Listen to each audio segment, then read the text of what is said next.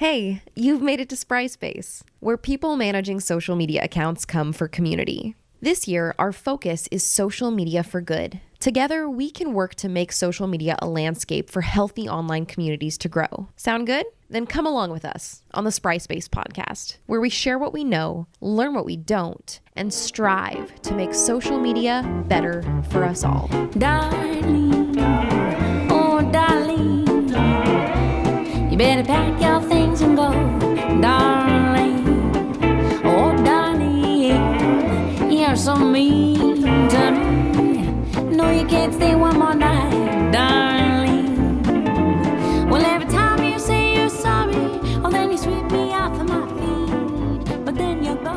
Hello, everyone, and welcome to the Spry Space podcast. I'm Lacey, and I've got Chad here with me today. Now, this June, our focus is on musicians. We're doing kind of a concert in the park series, if you will.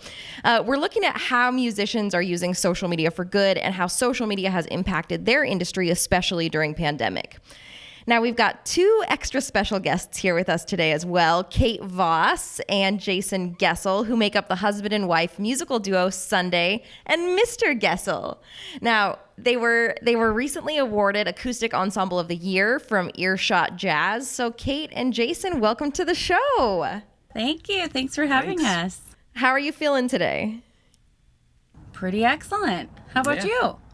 I give it a 7 out of 10 today. Oh, okay. Good. I'm always slightly better than fabulous over here, so. Slightly better than fabulous. That's amazing. Uh-huh. So, Chad, tell us a little bit about the background between you and Kate and Jason here. Yeah, well, Jason and I have known each other for a long time. There was a point where I was also a professional musician, you know, and Jason and Kate have done really well with that. I probably met Jason way back in about year 2000 or so.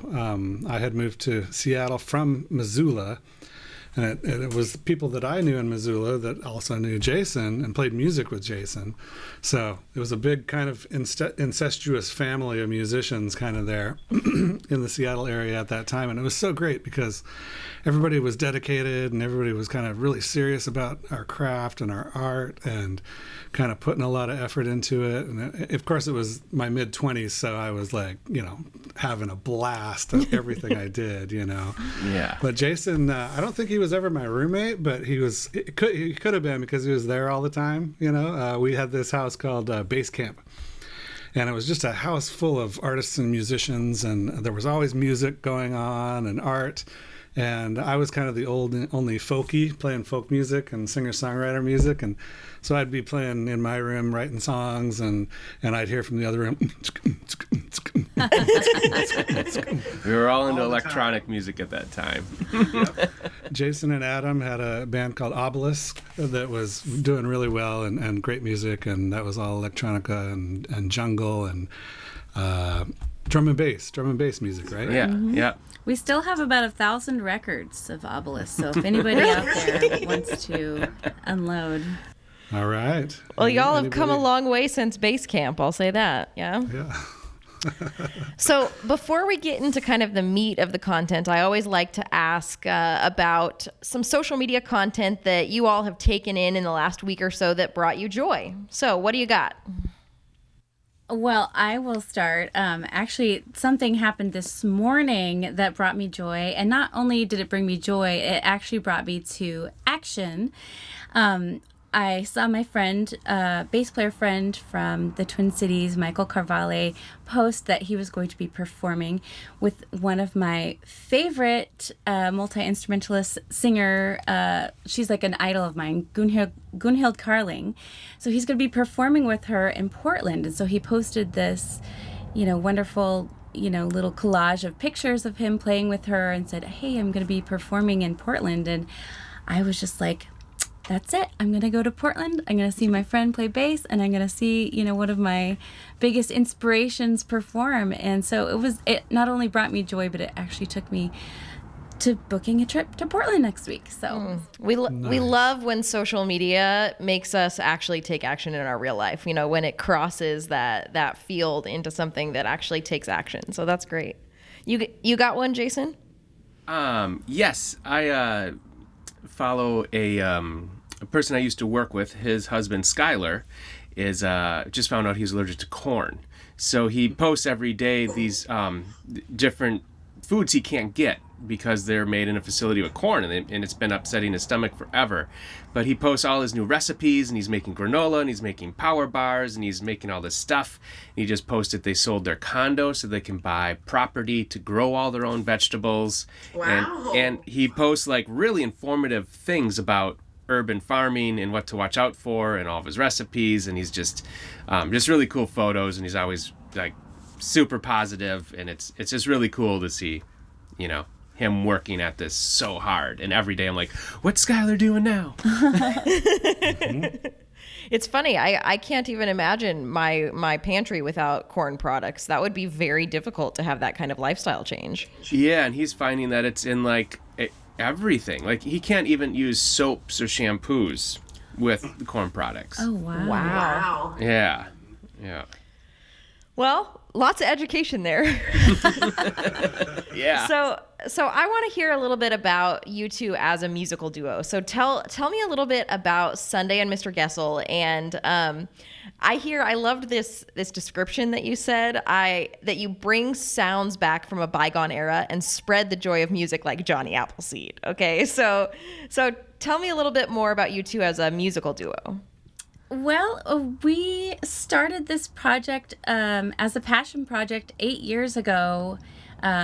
We both kind of discovered that we were borderline obsessed with the decade of the 1930s. There's just a wealth of brilliant songwriters and beautiful melodies and chords and things like that. So we got together and started performing small clubs and bars around Seattle. These we called it back then vintage pop music. Ooh. Where we would do all these tunes from the 30s. And in the last 8 years, it has grown into somewhat of an enterprise.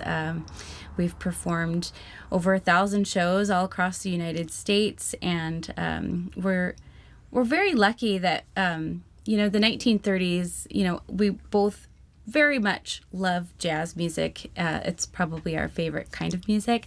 But there's so many other genres that exist in the 1930s, so we get to kind of bring in a lot of other colors to our performance, and we just kind of brand it as more of a vintage experience. What did you say earlier today? It's like a hipster hee-haw show that we have now. Yeah, because we bring in, we go towards a Western swing style, or a lot of our stuff is swing and or Latin exotica, Martin Denny, and we use Les Paul and Mary Ford as that's who we try to copy. Like they travel around the U.S. in their station wagon, recorded in bread and breakfasts, and played popular music and made their own arrangements. And so they're a huge inspiration.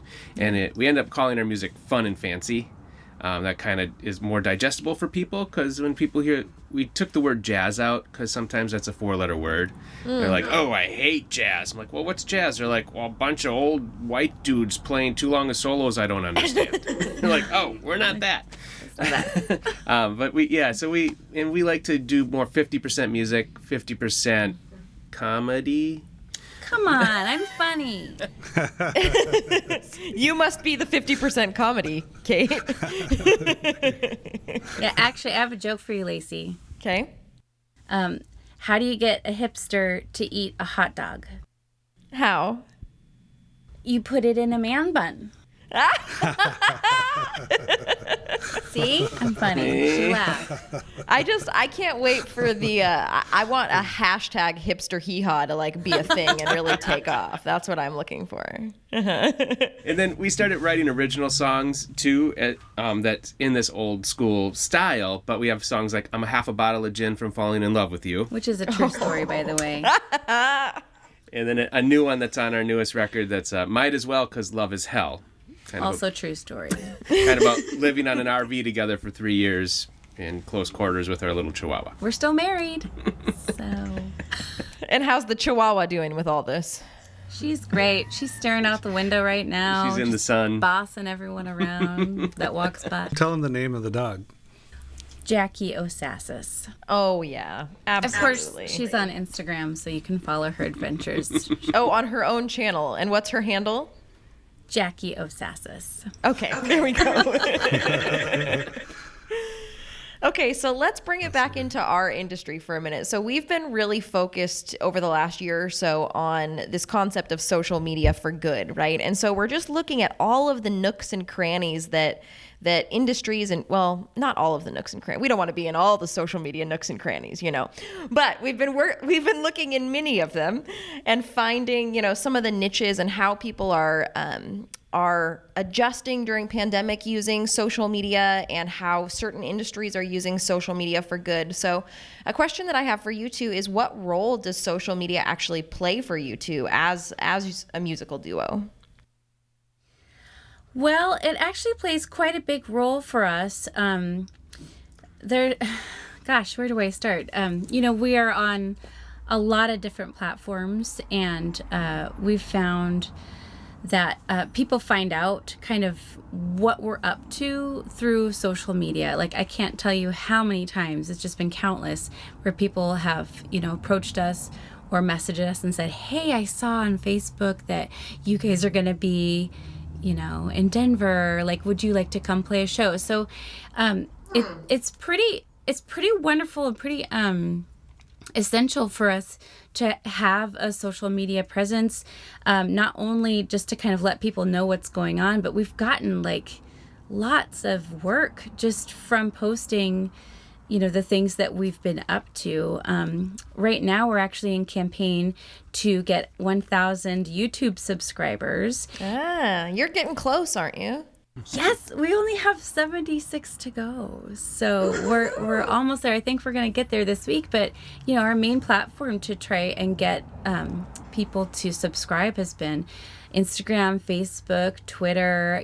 We talk about it at our shows too. And we tell people, okay, now get your phones out and hit subscribe, which they do, which is great. But it's just such a great way to reach people that you might not have reached in person or otherwise. Who manages the social media? It's Kate. Do you even let Jason touch it? Oh, sometimes I'll tell him to share a post, or sometimes I'll tell him what to write. Yeah, but Kate has a good, positive following on social media, so she'll even post, give me a joke, or I need more material, and people give her more material. I need all I can get. And asking for song ideas. Or the big thing is when she posts our little tour when we're going across the country, a lot of people actually see it and are like, come to my place. Like, we just posted we're doing the curbside concert, and a fan of ours got a hold of us and said, can you come to my mom's assisted living in Spokane and play outside of her window? And so we set up, this was last year when nobody could go in, we set up like 30 feet from her window and played a 45-minute set. And oh my God. Yeah, and this last time he saw we're coming, he's like, okay, my wife and I are going to come, and my sister and the kids, and we can be outside, and Mom can come outside this time. So they set up a tent, we set up in the parking lot, and we played them about a 1 hour, 45-minute to 1 hour show. That was 2 nights ago. 2 nights that ago. That was 2 nights ago. Seriously? Yeah. And that came from just Kate posting on social media, like, hey, we're doing curbside concerts, and, look at our schedule if we're around, and so...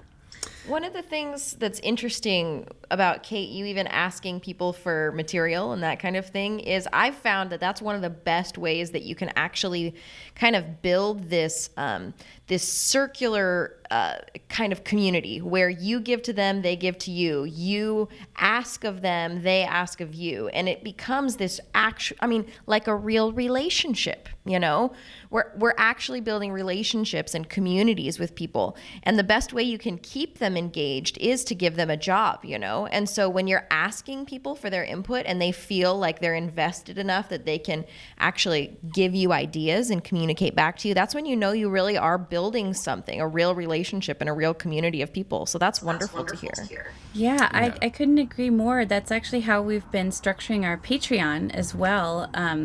We have our, $2 level where, you're just kind of throwing in $2 a month, and we have all of our content that you can see.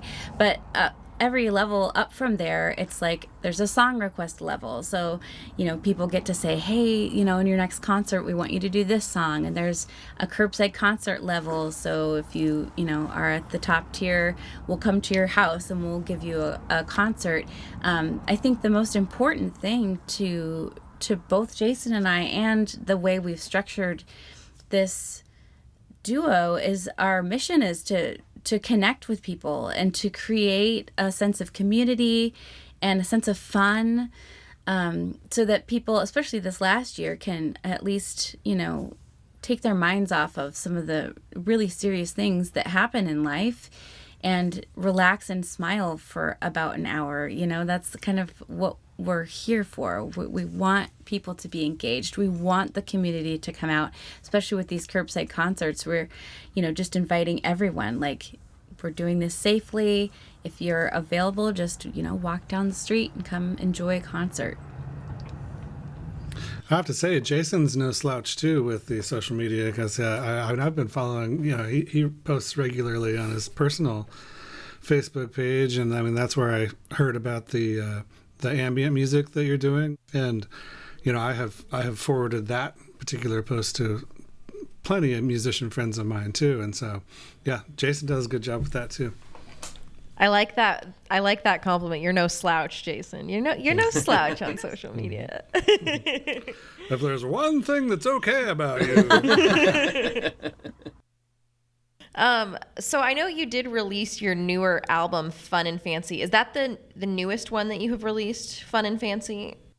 Yes. So that album you released right at the beginning of pandemic. So tell me about how pandemic changed the release of that album and how you kind of flexed and pivoted with that. Let's see. Well, so we were supposed to have our show at the Triple Door, and of course it closed down. And right at the beginning, our friend Gordon Brown started doing live stream. So he's like, I'm going to go out, I'm going to write this program. It's now called Loudswell. What was it called when they first started? Live concert stream. Live concert stream, and they just switched the name to Loudswell. And since the beginning of COVID, they've done hundreds of live streams. So they help set people up virtually, and then they put it on all platforms, and they have a virtual tip jar that's going. And we were, I think, the second ones to use it. He was still in beta testing. And Skerrick, the saxophonist, let us use his studio here in West Seattle. And we went over there and we did our show live stream. And it ended up being super fun. And we ended up, people were very generous with donations. We ended up selling a lot of records and stuff, and just we actually went around Seattle and dropped records off at people's doorstep that bought them from us. Wow. A personalized touch. Yeah. And then after that, we just thought we need to, up our game and learn how to do video editing better. So we dove into iMovie, and that's where we started doing Sunday Morning Live, and got that going, which is a variety show. Again, I just came up with today. I'm like, it's like hipster hee-haw, because there's like, Kate would do a Sunday Funnies, which is a 3-minute stand-up comedy skit. We had Slow-Mo Jackie O, which would just be our chihuahua running in slow motion to dramatic music, which might have been one of the top hit favorite ones. Yeah. And then would make goofy videos. Like when it was Halloween, we did like we did Spooky, that song Spooky, and we had, we bought a green screen so we could do super kitschy stuff on the green screen behind us. We did a newlywed show with my parents, who've been married 65 years. And we went to see them, which was fun. And whatever we could think of just to make it, kind of a 40-minute, 50-minute show that was like the Carol Burnett Show or Hee Haw or one of those, or kind of Saturday Night Live. Yeah, so there's skits and comedy and music. So you like to set these kind of shows up because you really like to spread fun, but is it fun putting them together, or is it how does that go? Well, the first season of what we call a season of Sunday Morning Live, we're going to do it every Sunday. And then realize that to make a 45-minute show takes between 40 and 90 hours of shooting, writing skits, shooting video, editing video, the sound, learning, because we'd also say tell our patrons that they got to pick the songs. And of course, they didn't pick from our list. They picked songs we've never played before. So we had to learn new songs, arrange them. Yeah. So the first week that we started doing Sunday Morning Live, we learned immediately that there's no way we could do this every week. It has to be every other week. So we've been doing that. And we have 2 seasons under our belt now. We're taking a break while we're traveling and touring till July, and then we're going to start season 3 again. And now, do you distribute that mainly Facebook Live, or is it on YouTube first and then distributed, or how do you do that? Both at the same time. So we use StreamYard, and it goes on both at the same time, and then we keep it up. What do we on this? We keep it up for a couple of days, and then we archive it for our patrons. So if you're on Patreon and following us, you can watch the video, any of our content, all of our videos on demand anytime. And that's kind of been what we've been trying to corral people to follow us, because you can do it as little for, $2 a month. You can see all of our content. And it's just been another way during COVID to try and continue making a livable wage. Obviously, our 200, I think we had 200 shows cancel in 2020. Oh my God. So it was pretty devastating, and we were like, okay, how are we going to revamp our strategy here and see what we can come up with. And so Patreon's been wonderful. We have about 75 patrons, and thank you all. If you're out there, you're probably listening. You're amazing for following us. And we've been doing the curbside concerts has been another answer to that, and also dedication videos. So as you're starting to tour again, is it mostly still curbside concerts, or are you starting to have some kind of almost back to normal shows that you're able to do? We've had some back to normal shows in North Dakota and Montana. Where we played, bigger breweries where they have the garage doors open. We played a restaurant in Billings, Montana. We were their first. They do a Sunday night jazz thing, and we were the first ones back after over a year of them canceling. Wow. So, and that was, it was there's kind of a lot of people there, so we're both like, and we were far away from people, the closest people probably were 15 feet from us, but we were still like, oh, this is weird. Hey, I still feel that way when I see a scene on TV where there's a bunch of people without masks on. I'm like, what are they doing? just an actual scene shot, and I still have that filter. It's going to take a while for that to go away, I think. Yeah. Luckily, we were both vaccinated, and so it's made it a little bit easier for us to kind of start dipping our toe back into, normal performances. But this summer, most of them are outdoors, actually. Yeah. That's helpful. I've just been brainstorming in my mind over here how we get Jackie O to start pulling a little bit more weight around here. We need to monetize Jackie O. I mean, if she's doing so well with those slow-mo videos, we got to take a little more advantage of her, I think. I know. We just got stickers made. I don't know if you can see this, but it's little Jackie. See, you've already got the solutions. Good. We're working on T-shirts and mugs. And they're coming. Yeah. See? Good. We're on the same track. And coffee. We're working on a Jackie O dark roast coffee. Whoa. Yeah, we actually just started selling Sundae and Mr. Goessl coffee line, and we only have 2 bags left. So Is there a roastery you're partnering with for these, or what's the... Yeah, so we just moved to Oshkosh, Wisconsin, and a friend of mine, him and his wife, own the grocery store that's in the lower level of this old opera house that's converted into art spaces and livable spaces. And I asked him, I'm like, could you guys, I see you have your own coffee, where do you get it? And he's like, oh, it's just the guy up the street. It's fair trade, organic. He does small batch roasting. I'm like, could we get in on it? He's like, yeah, let's batch you in with us, and we'll make you stickers and logo, and we'll sell it in our grocery store, and you take it on the road, and we'll send you more coffee when you need it. I wish that the roastery name was the Guy Up the Street Roastery, though, because that's pretty catchy. I like that. That is pretty catchy. Okay. So I want to hear a little bit from your perspective. You talked about your community building that you're doing internally, but is there anything else that from your perspective you're doing that's kind of in line with this social media for good theory that we're running with? Well, I can say that I've noticed definitely on all of the feeds that everything is generally positive. You know, I mean, you'd say that, right? Because you're not gonna. Your brand is positive in fun and almost fancy every way. It's fun and fancy, and so that's one way. Yeah, and when COVID first started, everybody was so stressed out. We were really stressed out, and I just started making ambient loops in our motorhome.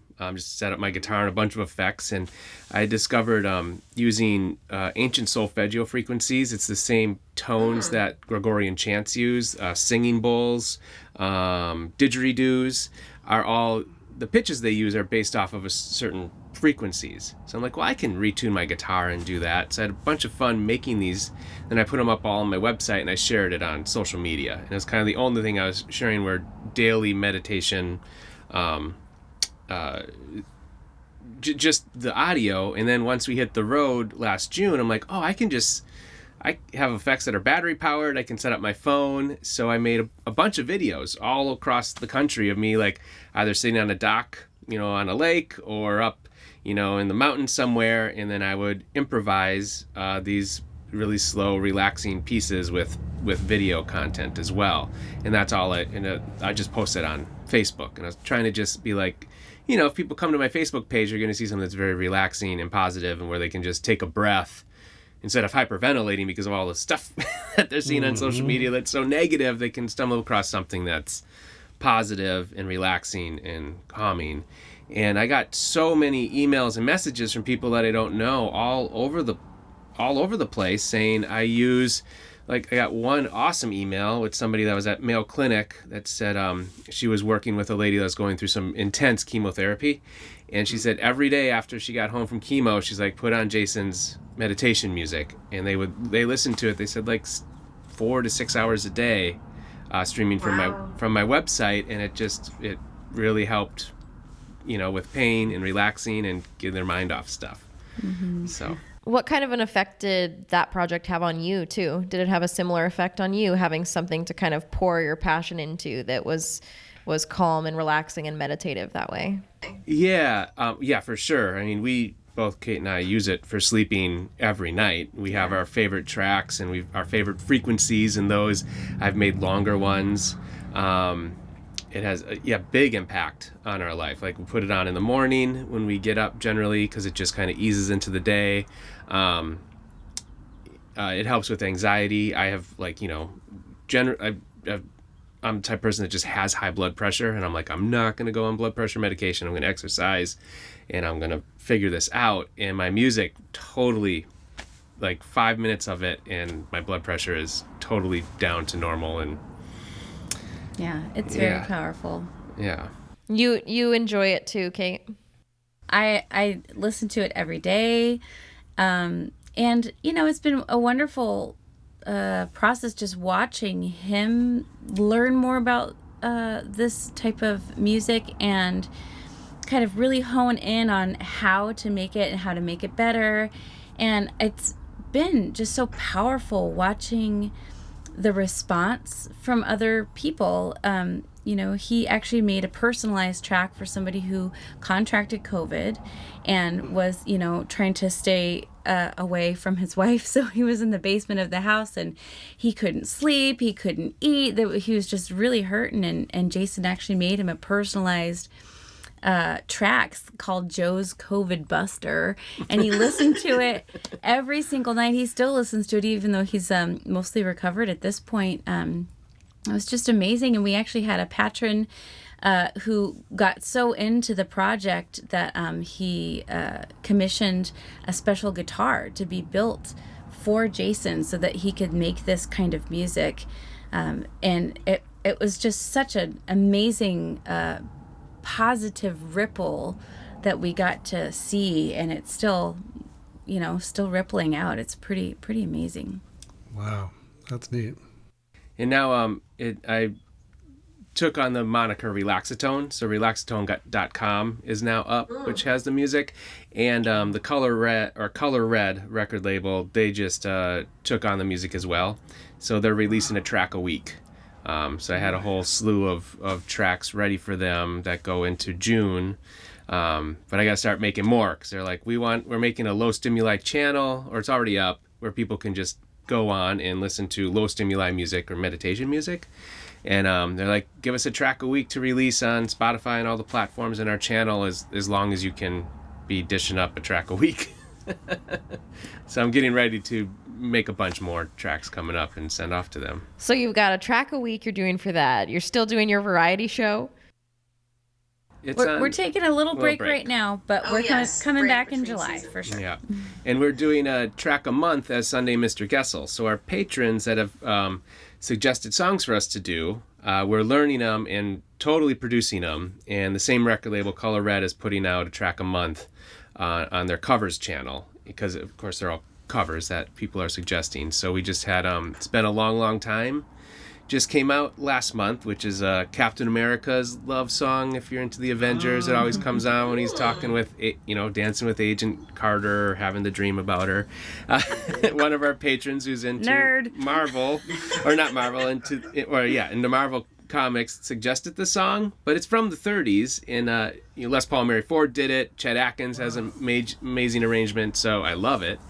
And the next one coming out is Blue Bayou. That will be out on June 3rd.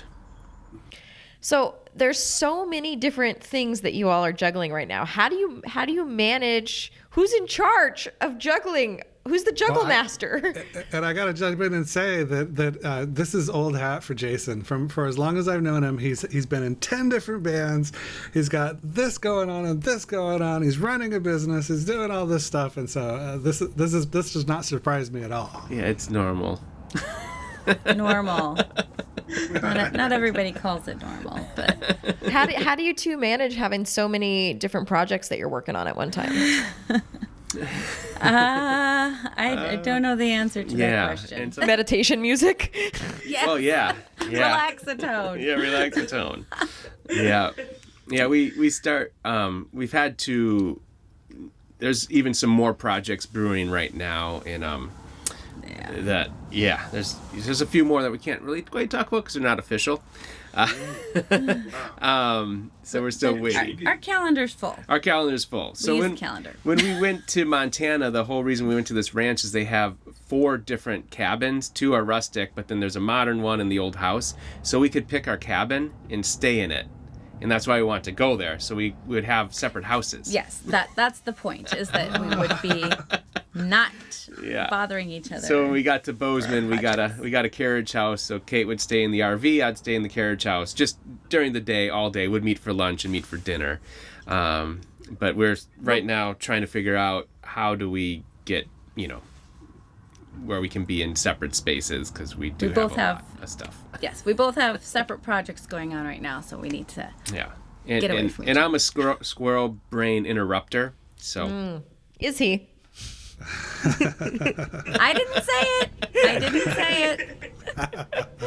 So that brings me to one of my last questions on here, which is how is it being married to your musical duo partner and to your career partner? Like, how y'all doing with that? What? Good. It would be so hard. I can't imagine. And I just want to know the secret. Like, especially when you're doing creative projects like you two are doing, how do you stay connected yet independent enough that you can be sensitive to each other's creative process? Like, is there a secret? Well, I think that our biggest secret and what has been working so far is that we each have our own set of headphones. So when the headphones go on, that means no talkie. So that's been our go-to, is like we put on our headphones. It's mostly relax the tone that we listen to with the headphones on, so that we can focus on, the work at hand, which, any given day is something completely different. Mm-hmm. And then Jason also is a morning person, so he likes to get up really early and have his alone time in the morning, and then I tend to stay up a little later, so we kind of have our own time in the morning and at night, and then we come together for, we have a meeting every day, every morning to go over, okay, what needs to happen today, what can be pushed to next week or whatnot. And we also got shower curtain rods for the RV to go across with curtains. So we divided up in the room. So like the front of the RV, put a shower curtain up or a curtain rod up, and then blue curtains, and I'm up there with and I'm up there, and we'll go all the way in the back. We have another thing that close the curtain. Close the curtain in the back, and the kitchen's in the middle. So so she's like, "Don't come in back. I'll come out." Don't call me. I'll call you. Send Jackie O as the ambassador. The one unrelated thing that you mentioned, though, is I remember Jason gave me a piece of advice a long time ago that stuck with me, and it is that he learned that successful people, one thing that is consistent with most successful people is they get up in the morning and they make a list of what they want to do, and then they, with each line item, figure out how they're going to do it, what time of the day they're going to allot to that. And if it doesn't fit, it doesn't fit, and you don't do it, and you don't worry about it, and you don't stress out about it, and you should do that every morning. And so with the meeting that you were mentioning that you guys have, that kind of sounds like it's a similar thing. Yeah, we schedule our days out. Yeah, that's really cool. Yeah. Well, the last question that I always like to ask is, we talk about social media for good a lot, about what kind of content you're putting out, the kind of communities you're building, what kind of content you're taking in too is an important part of social media for good. So I always like to probe a little bit and ask about how your actual personal relationship with social media is. Do you have total control over that relationship and it fuels you and fills you up well? Or is Instagram running your life and you can't stop scrolling at night? Tell me how your relationship is with social media. Wow, that's such a good question. I feel like I have a little bit of both. There are so many great things about social media that I love. I love staying connected, especially during COVID, with my family. My brother just had a baby, and he's sending pictures in our little messenger thread. So I love staying connected with the people that I love, especially also we moved to Wisconsin in November. So I have not only have I not, seen people because of COVID, but also I'm, 2,000 miles away. So it's nice to stay connected. And it's wonderful to stay connected with our followers and supporters and fans. But I do find that if I don't schedule the time, like, okay, here's my hour of social media stuff where I'm going to update people or post a picture or do whatever, that I do tend to get stuck. And I'll say that out loud, like, oh no, I'm stuck. Like, I'm just stuck scrolling and checking out all of this stuff. And so Jason will come over and just grab my phone and be like, yeah, here, I'll help you. Yeah, I've been less on social media in the last month.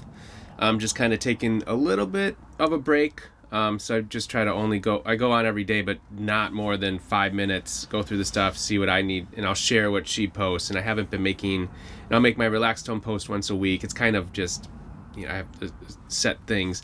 But I did a really good job of catering my feed. So my feed's full of, well, it's either, now Skylar, he's one of my favorites with his corn allergies, and that's really cool. But besides that, it's three things. It's corgis. I love corgis. There's I'm joined a lot of corgi forums, so it's really cute photos of corgis. Motorhomes. I'm on Airstream in a couple Winnebago motorhome ones because there's always a problem. And somebody's like, oh, I found this little thing to do this, so this doesn't happen. So I learn a ton from watching people redo their motorhomes and little projects. And guitars. So like archtop guitar, Telecasters, and just where people post their amazing guitars or a little video of them playing their guitar. So that's pretty much my Facebook feed. So Jason's a social media curation master. Does that mean that you've gotten really good at like snoozing people that you don't want to hear from because it brings in some bad vibes? Yes. Yeah, I could tell. Yeah, and in ads that come up that say this isn't relative, like it's constant. Nope, not relative. Which platforms do you two like to spend time on? Jason, I heard you say Facebook. Do you have any other social media platforms that you spend time on, either you or Kate? I just Facebook and Instagram. That's it. And Instagram, I'm maybe open 3 times a week. I would say I'm more on Instagram and then Facebook. A little bit of Twitter. Ventured into TikTok yet? Yes. Okay. She loves Arnold Schwarzenegger. He's the best. Do you guys follow him on Not TikTok? on TikTok yet. Oh, stop it. He's so funny. Oh, I can't wait. I'll do it now. Get on it. It has definitely made me feel very old being on Yes. TikTok because I haven't quite cracked the TikTok code yet, but I've posted a few things. Yes, TikTok, Twitch. I'm learning more every day. Okay. Well, we'll do a nice little call out to the rest of our group and network, see if we can help lock up your 1,000 YouTube followers here soon too, Awesome. or subscribers. All right. Okay. Well, Chad, anything else you want to go over? Are you happy?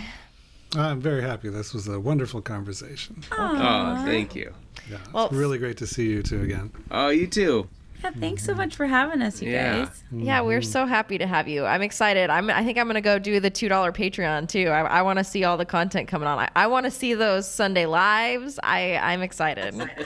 Yes, they're fun. Great. Yeah. It was probably when you guys first started, but I saw a video that you posted on Facebook of just a camera phone video. I think you were in New Orleans in a park or something like that, and you were singing a song, and it was just the most beautiful thing I've ever heard. I was like, I was showing it to everybody that I knew, and that was the beginning of my being a fan of you guys, Sundae and Mr. Goessl. Our only gig in New Orleans.